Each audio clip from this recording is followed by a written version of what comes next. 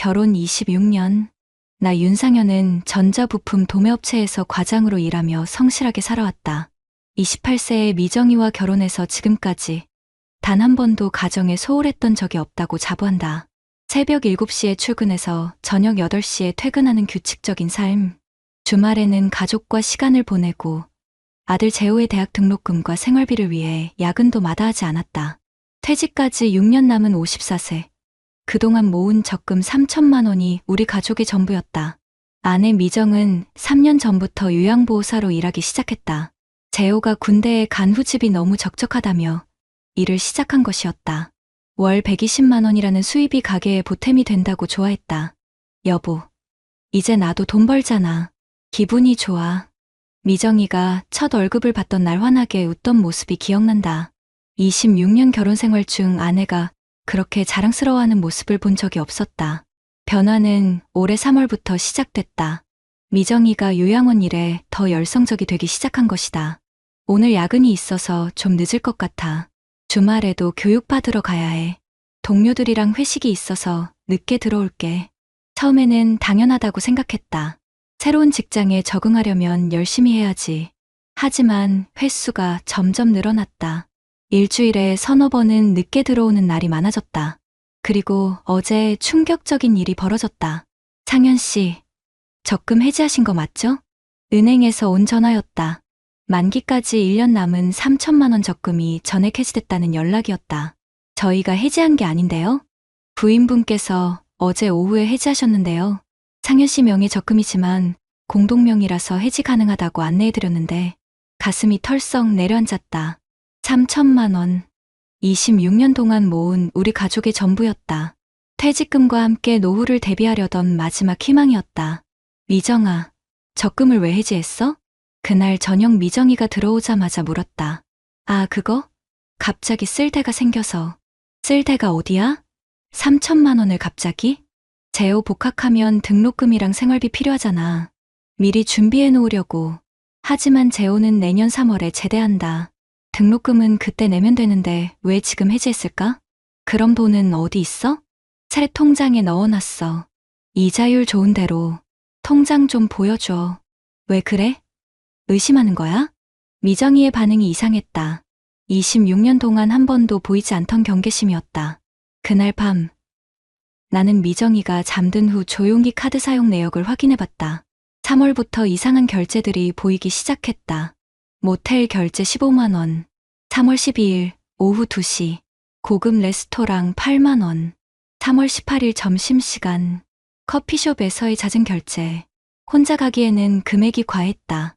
그리고 어제 적금 해지한 날, 은행 근처 모텔에서 3시간 결제 내역이 있었다. 26년을 뭘 했나. 그날 밤 나는 한잠도 자지 못했다. 54세에 이런 의심을 해야 하는 내 자신이 초라했지만 뭔가 잘못되고 있다는 직감을 무시할 수 없었다. 다음 날 회사에서 대학 동기인 변호사 성민이에게 전화했다. 성민아, 상담 좀 받고 싶은 게 있어. 무슨 일이야? 처가. 이상해. 어떻게? 적금을 몰래 해지했어. 3천만 원을. 한참의 침묵 후 성민이가 말했다. 상현아, 일단 증거부터 모아. 카드 사용 내역, 통장 거래 기록, 그리고 새 통장이 정말 있는지 확인해봐. 혹시 다른 남자가 있는 건 아닐까? 아직 단정하지 마. 하지만 준비는 해야지. 그날부터 나는 본격적으로 미정이의 행동을 관찰하기 시작했다. 54세의 아내를 감시하게 될 줄은 몰랐다. 하지만 3천만 원이 사라진 상황에서 그냥 넘어갈 수는 없었다. 퇴직까지 6년, 26년 결혼 생활이 이렇게 흔들릴 줄은 꿈에도 몰랐다. 미정이를 관찰하기 시작한 지 일주일이 지났다. 처음에는 내가 과민 반응하는 건 아닐까 했지만 보면 볼수록 이상한 점들이 눈에 띄었다. 첫 번째는 화장이었다. 예전에는 요양원 갈 때도 대충 나가던 사람이 이제는 꼼꼼하게 화장하고 옷도 신경 써서 입었다. 52세 중년 여성이 새벽에 일어나 1시간씩 화장하는 게 자연스러운가? 두 번째는 휴대폰이었다.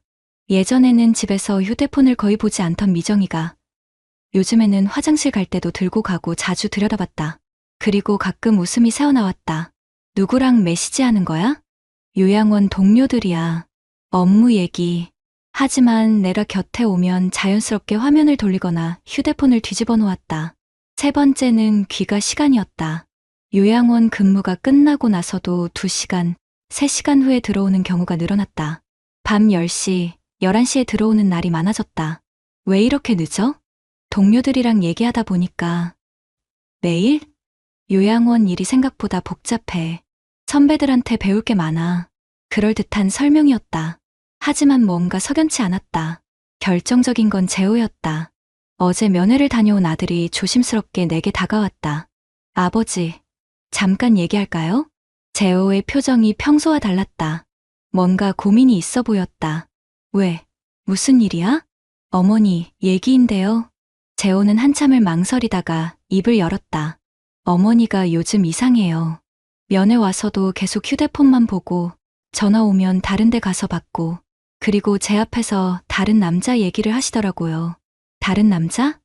요양원에 김도혁이라는 선배가 있다면서 그분이 정말 좋은 분이라고. 요리도 잘하고 차도 좋고 아내한테 잘한다고. 김도혁. 처음 듣는 이름이었다. 미정이가 집에서 요양원 얘기를 할 때 한 번도 언급하지 않았던 이름이었다. 어머니가 그분 얘기를 자주 해? 네.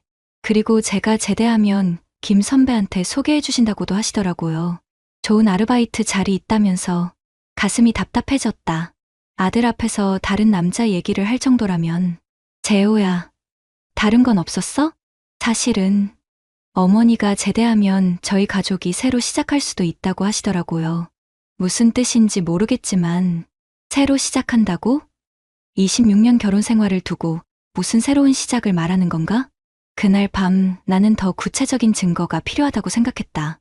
회사 후배가 소개해준 흥신소를 찾았다. 윤상현이라고 합니다. 상담받고 싶어서요. 15년 경력의 조사원 박 실장은 내 상황을 듣더니 고개를 끄덕였다. 요양원 불륜 케이스, 요즘 많이 늘어나고 있어요. 특히 50대 여성들이 새로운 남성과 만나면서 자아를 찾는다는 경우가 대부분이죠. 정말 그런가요? 상대방에 대해서도 조사해 드릴까요? 김도혁이라는 사람인데 같은 요양원에서 일하는 사람이에요. 당연하죠.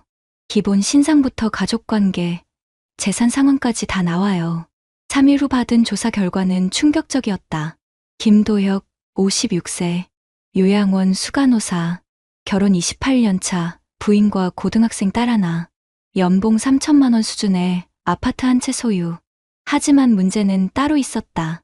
박 실장이 추가로 조사한 바에 따르면 김도혁은 요양원에서 소문난 인물이었다. 이 사람, 요양원에서 완벽한 남편으로 통해요. 요리 잘하고 청소 잘하고 여성 동료들한테 친절하거든요. 그런데 그동안 최소 2명의 여성 동료와 부적절한 관계를 맺었다는 증언이 있어요. 2명이나요? 전형적인 요양원 헌터예요. 새로 들어온 여성 동료들한테 친절하게 접근하고 도움을 주면서 관계를 발전시키는 수법이거든요. 26년을 성실하게 살아온 내 아내가 그런 놈의 사냥 리스트에 올라 있었다는 게 참을 수 없었다. 부인이 몇 번째인지 아세요? 정확하지는 않지만 지난해에도 한 명 있었어요. 그때는 그 여성이 남편과 화해하면서 조용히 끝났다고 하더라고요. 그날 밤 재호에게 면회 갔다 온 내용을 자세히 물어봤다. 재호야, 어머니가 김도혁 씨 얘기할 때 어떤 식으로 하시던? 정말 대단한 분이야. 배울 점이 많아 이런 식으로요. 그리고 저보고 아버지는 말이 없어서 답답하다고도 하시더라고요. 말이 없어서 답답하다고? 26년 동안 묵묵히 가정을 지켜온 내가? 그리고 제대하면 제가 아르바이트 하는 동안 어머니가 저를 많이 챙겨주실 거라고. 아버지는 일만 하시니까 내 가슴속에서 뭔가 끓어오르기 시작했다. 54세에 이런 배신을 당해야 하나? 박 실장이 준 조사 보고서를 다시 읽어봤다. 김도혁의 수법은 뻔했다. 친절한 선배 행세를 하면서 접근하고 가정에 대한 불만을 들어주면서 자신을 대안으로 제시하는 것이었다. 26년을 바보로 살았구나. 그날 밤 나는 처음으로 이런 생각을 했다. 하지만 아직 포기할 수는 없었다. 확실한 증거를 잡아야 했다. 내일부터는 본격적으로 미정이와 김도혁을 조사하기로 했다. 54세에 이런 일을 하게 될 줄은 몰랐지만 26년 결혼 생활을 이렇게 허무하게 끝낼 수는 없었다. 박 실장의 본격적인 조사가 시작됐다. 일주일간의 미행 결과는 내 예상보다 훨씬 심각했다. 화요일 오후 2시, 요양원에서 함께 나온 미정이와 김도혁, 둘은 김도혁의 차로 시내 모텔로 향했다. 3시간 후에 나왔다. 금요일 저녁 7시, 한강공원에서 산책하며 어깨동무하는 두 사람. 마치 연인처럼 다정한 모습이었다. 토요일 오후, 경기도의 한 펜션으로 드라이브. 저녁 늦게까지 나오지 않았다. 각각의 사진에는 정확한 시간과 장소가 기록되어 있었다. 법정에서 증거로 쓰기에 충분했다. 하지만 가장 충격적인 건 녹음이었다. 박 실장이 김도혁의 차량에 설치한 소형 녹음기에서 나온 대화 내용이었다. 미정 씨, 남편은 정말 당신을 몰라주는 것 같아요. 상현이는 말이 없어서 뭘 생각하는지 모르겠어요. 26년을 같이 살았는데도 저는 달라요. 미정 씨의 매력을 정확히 알고 있어요. 도혁 씨만 있으면 정말 살 것 같아요. 이런 기분 처음이에요. 26년 동안 묵묵히 가정을 지켜온 내가 말이 없다고 해서 무관심한 남편 취급을 받고 있었다. 더 심각한 대화도 있었다. 우리 정말로 같이 살면 안 될까요? 재호가 제대하면 가능할 것 같아요. 이제 성인이니까. 상현 씨한테는 어떻게 말할 거예요? 솔직하게 말하려고요. 더 이상 의미 없는 결혼 생활을 할 수는 없잖아요. 의미 없는 결혼 생활이라고? 26년을 의미 없다고? 그날 밤, 나는 재호에게 모든 사실을 털어놓기로 했다. 24세 아들이 이런 일을 알아야 하는 게 마음 아팠지만, 이제는 가족이 함께 대응해야 할 때였다. 재호야, 아버지가 너한테 할 말이 있다. 면회 온 재호에게 조심스럽게 말을 꺼냈다. 어머니 얘기죠? 어떻게 알았어? 아버지 표정이 달라졌어요. 그리고 어머니도 뭔가 이상했거든요. 재호는 생각보다 침착했다. 아버지, 어머니가 다른 남자와 바람 피우는 거 맞죠? 너도 눈치챘구나. 네, 면회 올 때마다 김도혁 선배 얘기만 하시고 아버지 험담도 하시고 24년 동안 아버지가 우리한테 어떻게 해주셨는지 모르는 건 아닐 텐데. 재호의 말에 가슴이 뭉클했다. 재호야, 아버지가 증거를 모으고 있어. 법적으로 대응하려고 하는데 너는 어떻게 생각해? 당연히 해야죠. 아버지가 잘못한 게 하나도 없는데 왜 참으셔야 해요? 힘들겠지만 조금 더 참아줄 수 있겠어? 재호는 고개를 끄덕였다. 24세 아들이 이런 상황을 감당해야 한다는 게 미안했지만 지금은 가족을 지키기 위해 필요한 일이었다. 아버지, 제가 도울 수 있는 일 있으면 말씀하세요. 저는 아버지 편이에요. 끝까지요. 며칠 후, 재호가 면회에서 중요한 정보를 가져왔다. 아버지, 어머니가 제대하면 김도혁 선배 아르바이트 자리 소개해 주신다고 했는데 그분이 하시는 일이 뭔지 아세요? 무슨 일인데? 중고차 딜러래요. 요양원 일 말고 부업으로 하신다고 하더라고요. 중고차 딜러? 박 실장의 조사에는 없던 정보였다. 그리고 어머니가 저한테 이상한 얘기를 하셨어요. 아버지는 너무 성격이 답답하다고, 김 선배 같은 분이 진짜 남자라고. 진짜 남자라고? 네, 결정력도 있고 추진력도 있고 돈도 잘 벌고 그런 얘기를 하시더라고요. 내 가슴이 답답해졌다. 26년 동안 성실하게 살아온 내가 답답한 남자였나? 그날 밤 박 실장에게 김도혁의 중고차 딜러 부업에 대해 추가 조사를 요청했다. 아, 그거요? 사실은 불법이에요. 요양원 직원이 부업하는 건 원칙적으로 금지거든요. 특히 중고차 딜러는 신고 없이 하면 불법 영업이 될 수 있어요. 불법이요? 네. 그리고 이 사람이 부인한테 어떻게 돈을 만들어준다고 유혹했는지도 조사해볼게요. 며칠 후 박 실장이 가져온 정보는 더욱 충격적이었다. 김도혁이 부인에게 중고차 딜러 일을 같이 하자고 제안했어요. 초기 자금이 필요하다고 하면서. 초기 자금이요? 네. 그래서 부인이 적금을 해지한 것 같아요. 김도혁이 돈을 굴리면 월 300만 원은 벌 수 있다고 꼬드겼다는 증언이 있어요. 3천만 원 적금이 그런 용도로 사용됐다는 거였다. 내가 26년 동안 모은 돈이 그놈의 불법 사업 자금으로 쓰였다는 것이었다. 그럼 돈은 어디 있어요? 김도혁 계좌에 일부가 들어가 있는 걸 확인했어요. 1,500만 원 정도. 나머지는요? 중고차 매입 자금으로 쓴 것 같아요. 하지만 정확한 용도는 더 조사해봐야겠어요. 그날 밤 나는 성민이에게 전화했다. 성민아, 이제 법적 대응을 시작하고 싶어. 증거는 충분해? 사진, 녹음, 동거래 내역까지 다 있어. 그럼 이혼 소송과 상간자 소송을 동시에 진행하자. 이 정도면 위자료 3천만 원은 받을 수 있을 것 같아. 3천만 원. 잃어버린 적금과 똑같은 금액이었다. 하지만 중요한 건 돈이 아니었다. 내 자존심과 명예를 되찾는 것이 더 중요했다. 재호에게 다시 전화했다. 재호야, 이제 마지막 단계야. 아버지가 법적 대응에 들어갈 거야. 아버지, 저는 계속 아버지 편이에요. 어머니가 뭐라고 해도. 아들의 말에 힘이 났다. 26년을 바보로 살았지만 적어도 아들만큼은 내 편이었다. 이제 미정이와 김도혁 앞에서 모든 진실을 밝힐 때가 왔다. 모든 증거가 준비됐다. 사진, 녹음, 동거래, 내역, 그리고 김도혁의 불법 부업까지.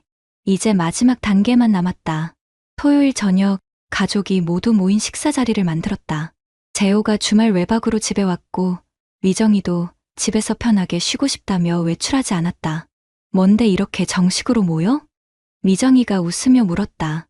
죄책감 없는 여유로운 표정이었다. 26년을 속인 여자가 이렇게 태어날 수 있나? 곧 알게 될 거야. 나는 미리 준비해둔 노트북을 테이블에 올렸다. USB도 손에 쥐고 있었다. 26년 결혼 생활을 끝낼 결정적 증거들이 담긴 작은 장치였다. 우선 이것부터 보자. 첫 번째로 보여준 건 미정이의 카드 사용 내역이었다. 3월부터 6월까지 4개월간의 모든 결제 기록을 시간순으로 정리해 놓았다. 3월 12일 오후 2시, 모텔 결제 15만 원. 그날 너 누구랑 만났어? 미정이의 얼굴이 굳어지기 시작했다. 그건 동료들이랑 점심 먹고 동료들이랑 모텔에서. 그럼 이건 뭐야? 두 번째 증거를 꺼냈다. 박 실장이 찍은 사진들이었다.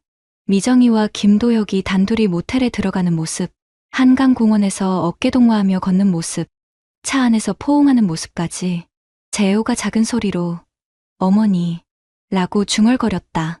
이 남자가 김도혁이지? 요양원 선배? 미정이는 아무 말도 할 수 없었다. 사진 속 증거가 너무 명확했으니까. 아직 끝이 아니야. 이것도 들어봐. 세 번째는 녹음 파일이었다. 김도혁의 차에서 나온 대화 내용을 재생했다. 상현이는 말이 없어서 뭘 생각하는지 모르겠어요. 26년을 같이 살았는데도 저는 달라요. 미정 씨의 매력을 정확히 알고 있어요. 미정이 자신의 목소리가 스피커에서 흘러나오자 그제서야 모든 걸 포기한 듯 고개를 떨어뜨렸다. 아버지, 재호가 내 팔을 잡았다. 아들의 목소리가 떨리고 있었다. 괜찮아, 재호야. 아버지는 이미 다 알고 있었어. 나는 차분하게 네 번째 증거를 꺼냈다. 적금 해지 기록과 김도혁 계좌로의 송금 내역이었다. 3천만 원 적금을 해지해서 1,500만 원을 김도혁한테 보냈더라. 중고차 딜러 사업 자금으로. 아버지, 이게 뭐예요? 재호가 울먹이며 물었다. 24세 아들이 이런 걸 알게 되다니. 어머니가 다른 남자랑 바람을 피운 거야. 그리고 우리 적금으로 그 남자 사업을 도와준 거고. 그때까지 침묵하던 미정이가 입을 열었다. 미안해. 정말 미안해. 미안하다고? 26년을 바보로 만들어 놓고 미안하다고? 내 목소리가 높아졌다. 26년 동안 참아온 분노가 터져 나왔다. 상현아, 내가 외로웠어. 너는 항상 일만 하고 대화도 없고. 대화가 없다고? 26년 동안 새벽에 나가서 밤늦게 들어와도 가족을 위해 살았는데 그게 대화가 없는 거야? 그게 아니라 그럼 뭐야? 내가 답답한 남자라고 했지. 녹음에 다 나와 있어. 미정이가 얼굴이 하얗게 질렸다. 그 대화까지 녹음된 줄은 몰랐던 모양이었다. 재호가 갑자기 일어서더니 미정이를 향해 소리쳤다. 어머니가 어떻게 이럴 수 있어요? 아버지가 우리를 위해 얼마나 고생하셨는데. 재호야. 아니에요. 저도 다 봤어요. 면회 와서 다른 남자 자랑하는 것도, 아버지 험담하는 것도. 26년 동안 우리 가족을 위해 사신 분한테 어떻게 그럴 수 있어요? 아들의 말에 미정이가 흐느끼기 시작했다. 하지만 이미 늦었다. 재호야. 아버지 편에 서줘서 고마워. 하지만 이제 끝이야. 나는 마지막 증거를 꺼냈다. 성민이가 준비해준 이혼 소송과 상간자 소송 서류였다. 월요일에 법원에 접수할 거야. 이혼 청구와 김도혁에 대한 위자료 청구 3천만 원. 3천만 원? 미정이가 놀라며 되물었다. 26년을 우롱한 대가치고는 적다고 생각해. 하지만 법정에서 정해진 거니까 받아낼 거야. 그때 현관문에서 초인종이 울렸다. 김도혁이었다. 미정이와 약속이 있었던 모양이었다. 딱 좋네. 나는 문을 열었다. 김도혁은 평소처럼 환한 미소를 지으며 들어왔지만 실내 분위기를 보더니 얼굴이 굳어졌다. 안녕하세요. 안녕하긴. 당신이 김도혁이죠? 네. 그런데 무슨... 앉아봐요. 할 얘기가 있어. 나는 김도혁에게도 똑같은 증거들을 보여줬다. 사진, 녹음, 적금 기록까지. 그는 점점 얼굴이 파래졌다. 형님, 죄송합니다. 제가 정말 잘못했습니다. 사과는 당신 부인한테 하세요. 참, 부인도 이 사실 알아야겠네요. 나는 김도혁의 부인 전화번호를 검색해서 전화를 걸었다. 그가 내 아내와 바람을 피웠다는 사실을 알려줬다. 증거도 다 있다고 했다. 김도혁은 무릎을 꿇고 빌었지만 소용없었다. 형님, 제발, 가정이 있습니다. 내 가정은 생각 안 했으면서? 형님, 3천만 원은 정말 큰 돈입니다. 그건 당신 문제죠. 법정에서 정해진 거니까 지키셔야죠. 그리고 불법 중고차 딜러 사업도 신고할 거예요. 김도혁의 얼굴이 더욱 창백해졌다. 불법 부업까지 들통난 것이었다.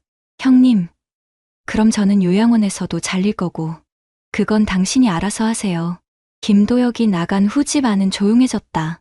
미정이는 계속 울고 있었고, 재호는 내 옆에 앉아 있었다.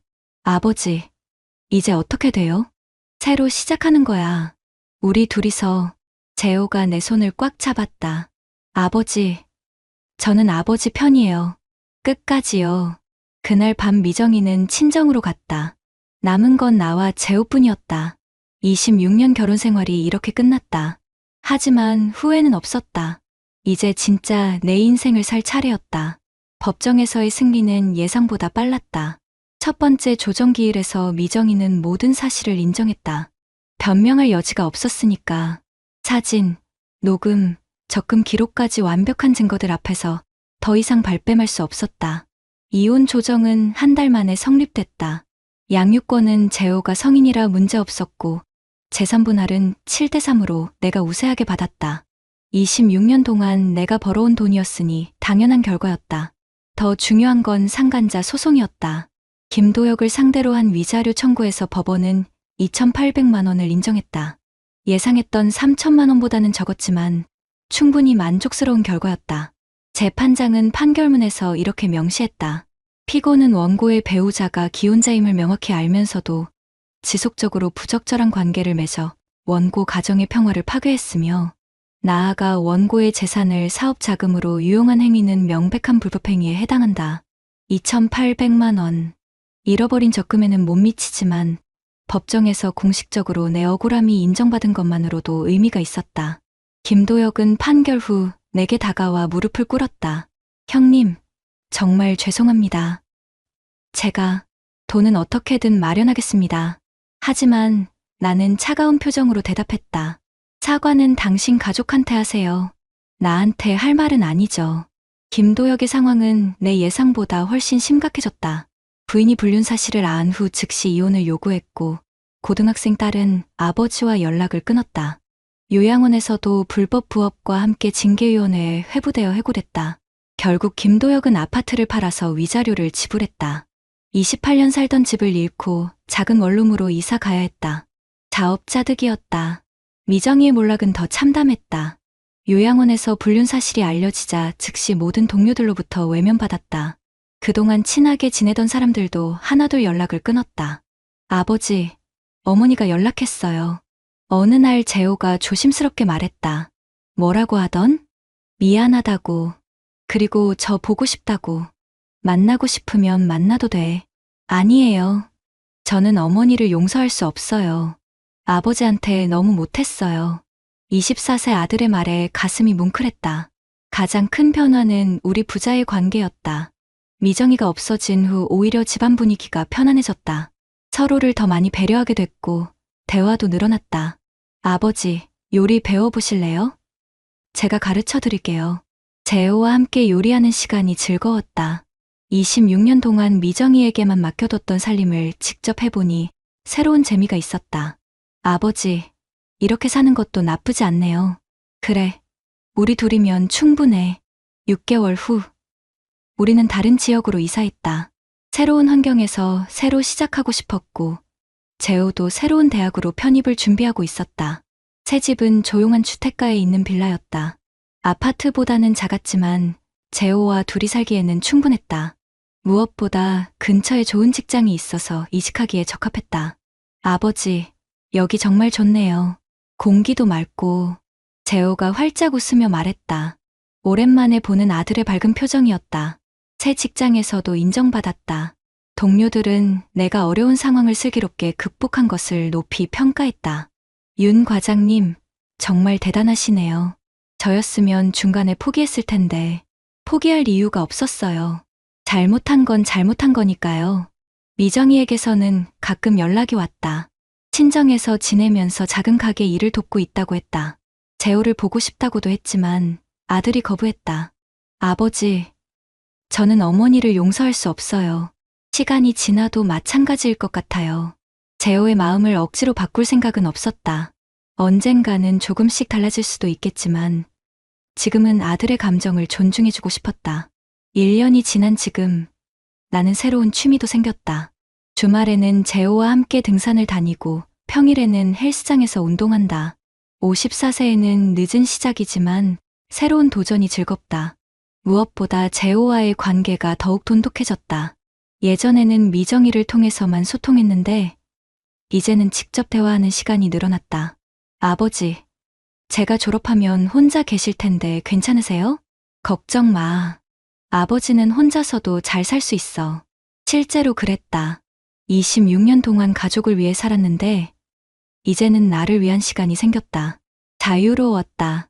가끔 비슷한 상황에 처한 남성들이 조언을 구하러 온다. 온라인 커뮤니티에서 내 이야기를 보고 연락해오는 경우가 많다. 형님, 어떻게 그렇게 냉정하게 대처하셨어요? 감정적으로 대응하면 져요. 확실한 증거를 모으고 법적 절차를 통해 정당하게 해결하세요. 내 경험이 다른 사람들에게 도움이 된다니 보람을 느꼈다. 어제 은행에서 새 적금을 만들었다. 이번엔 내 이름으로만 3천만 원은 잃었지만 2,800만 원의 위자료와 재산분할금으로 다시 시작할 수 있었다. 윤상현 명의 적금 계좌가 개설되었습니다. 은행 직원의 말을 들으며 생각했다. 26년을 바보로 살았지만 마지막에는 내가 원하는 방식으로 마무리할 수 있었다. 재호가 대학을 졸업하면 취업도 해야 하고 언젠가는 결혼도 할 것이다. 그때까지 나는 든든한 아버지가 되어주고 싶다. 아버지, 저는 아버지 같은 남자가 되고 싶어요. 며칠 전 재호가 한 말이 계속 생각난다. 왜?